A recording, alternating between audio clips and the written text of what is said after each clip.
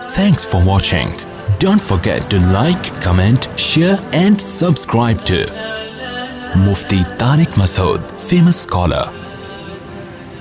میں نے وہ جگہ دیکھی ہے، جو لوگ بھی مکہ جاتے ہیں وہ قبرستان جہاں پر بچیوں کو زندہ دفن کیا جاتا ہے، اللہ کی قدرت یہ ہے کہ اس قبرستان پہ کوئی عمارت تعمیر نہیں ہو پا رہی. حکومت سعودیہ نے بہت کوشش کی وہاں سڑک بنانے کی، انہوں نے تو نشانات سارے ختم کر دیے نا ہر چیز کے. لیکن عجیب اللہ کی قدرت ہے، آپ وہاں جائیں لوگ بتائیں گے آپ کو یہاں کوششوں کے باوجود بھی نہیں ہو پا رہا کچھ بھی. شاید اس لیے کہ اللہ نے وہ جگہ محفوظ رکھی ہے کہ جب بھی کل کوئی ویمن رائٹس کے نام پہ علماء کا مذاق اڑائے، خواتین کے حقوق کے نام پہ اسلام کا مذاق اڑائے کہ یہ اسلام نے عورت کو یہ کر دیا، عورت کو یہ کر دیا، تو اسے یہ قبرستان دکھاؤ کہ اسلام ہے جس نے بچیوں کے حقوق بیان کیے. اس لیے مسلمان بچی کی پیدائش پہ اس کی پیشانی پہ کبھی لکیریں بولو نہیں آتی. اقرار الحسن صاحب نے جو یہ کہا تھا نا کہ شکر ہے میری کوئی بیٹی نہیں ہے، میں اقرار الحسن کے خلاف نہیں ہوں، انہوں نے جلد بازی میں ایک بیان دے دیا. انسان ہے، غلطی ہو جاتی ہے. اس ٹک ٹاکر کی پوری تفتیش نہیں کی، جلد بازی میں ایک بیان دے دیا. ہو جاتی ہے انسان سے غلطی، بعض دفعہ جلد بازی میں ایسے الفاظ کہہ دیتا ہے جو نہیں کہنے چاہیے. سمجھدار آدمی بھی کر لیتا ہے، کوئی مذاق اڑانا یا کسی کو رسوا کرنا مقصد نہیں ہے. لیکن یہ محترم سے جلد بازی میں بہت غلط جملہ زبان سے نکلا. یہ کہنا کہ میں شکر ادا کرتا ہوں میری کوئی بیٹی نہیں ہے، یہ بہت غلط بات ہے. میں پھر بتا دوں، میرا مقصد اقرار الحسن کو غلط قرار دینا نہیں. ہم سے بھی ہو سکتی ہیں ایسی غلطیاں، کوئی بات انسان نہ چاہتے ہوئے زبان سے کہہ دیتا ہے. اسلام میں بیٹی کی پیدائش فخر کی چیز ہے. رسول اللہ صلی اللہ علیہ وسلم نے ارشاد فرمایا کہ جس کی 3 بیٹیاں تھیں، کیا عجیب الفاظ ہیں، اس نے ان کی تربیت کی اور بروقت ان کا نکاح کر دیا. کن لہو حرزا من النار. کیا عجیب الفاظ ہیں.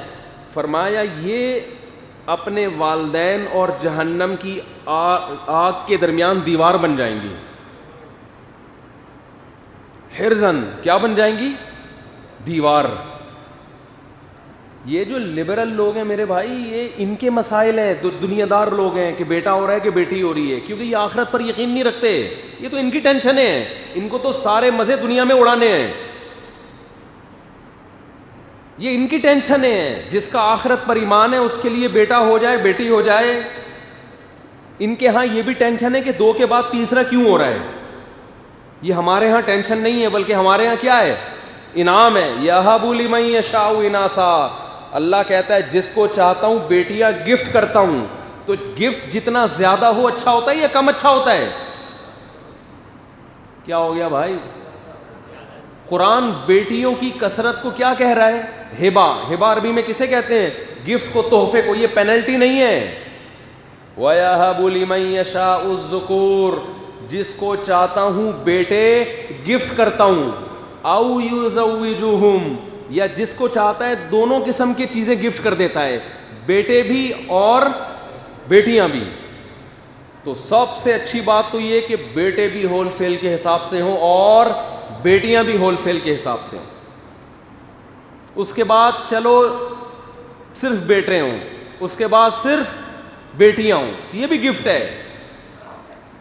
2 بچے ہی کیا ہوتے ہیں بھائی. اور یہ جب ڈھونگ فضول قسم کی بات، تربیت نہیں ہو سکے گی. بچے ایک دوسرے کو پالتے ہیں.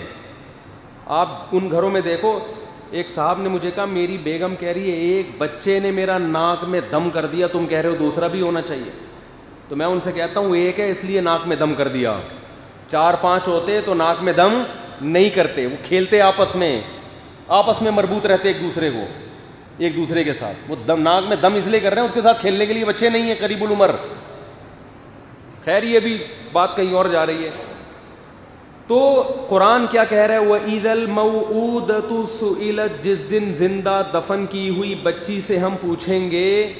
اس بچی کو تو پتہ بھی نہیں ہے قاتل کون ہے، کیوں مارا. وہ تو دم. ہاں میں بتا رہا تھا کہ وہ کرتے کیا تھے کہ جس عورت کے ولادت کا وقت ہونے کو آتا وہ قبرستان, جہاں بچوں کا الگ قبرستان تھا مکہ میں, وہ وہاں جاتی, اور بعض تو اپنے علاقوں میں کرتے تھے, جو مکہ کا قبرستان الگ ہے, جو دور دراز گاؤں میں رہتے وہ گڑھا کھدواتے.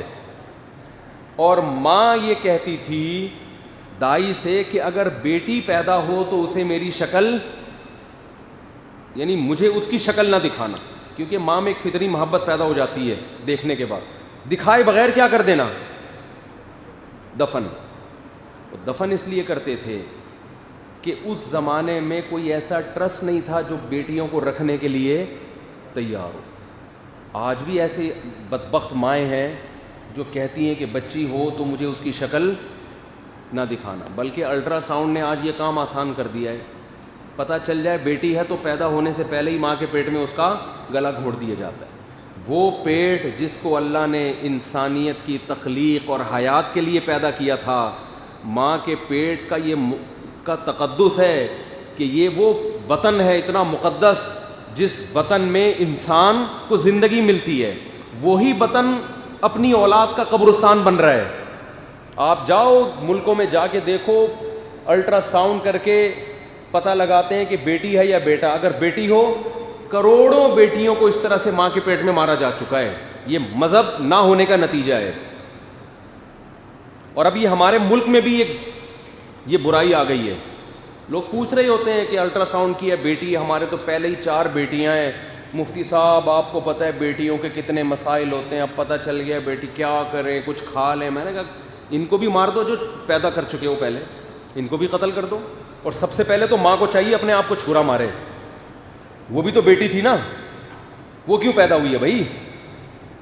اگر لڑکی کا پیدا ہونا غلط ہے تو اس کی ماں بھی غلط پیدا ہوئی ہے. پہلے اس کو چاہیے اپنے آپ کو چھرا مار کے ہلاک کرے, وہ پھر اپنی بیٹیوں کو مارے. جب آپ کی ڈکشنری سے اللہ نکل گیا نا تو آپ سے بڑا درندہ کوئی نہیں ہے, یاد رکھو, آپ سے بڑا درندہ کوئی نہیں. اور ان کمبختوں کو بیٹے ملتے ہیں وہ بھی نافرمان, ان کے بیٹے کون سا خوش کرتے ہیں ان کو. دیکھو ایک بات بتاؤں, بار بار میں ایک بات کہتا ہوں کہ فطرت کی مخالفت مت کرو. شریعت کی مخالفت کرو گے نا توبہ کر کے صحیح ہو جائے گا. نیچر کے خلاف چلو گے توبہ کر کے گناہ تو معاف ہو جائے گا, لیکن نیچر نے جو انتقام لینا ہوگا وہ لے کے رہے گی.